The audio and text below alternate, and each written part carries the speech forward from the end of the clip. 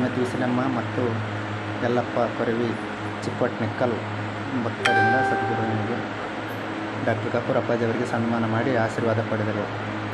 ಪರಮ ಪೂಜ್ಯ ಡಾಕ್ಟರ್ ಕಪೂರ್ ಅಪ್ಪಾಜಿಯವರು ಪುಣ್ಯ ದಂಪತಿಗಳಿಗೆ ಆಶೀರ್ವಾದ ಮಾಡಿ ಶುಭ ಹಾರೈಸಿದರು.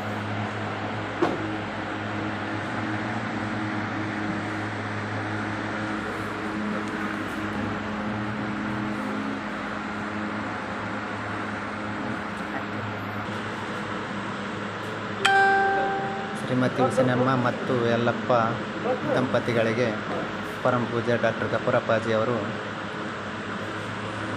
ಶಾಲು ಹೊದಿಸಿ ಸನ್ಮಾನ ಮಾಡಿ ಭಕ್ತ ದಂಪತಿಗಳಿಗೆ ಶುಭ ಆಶೀರ್ವಾದ ಮಾಡಿದರು.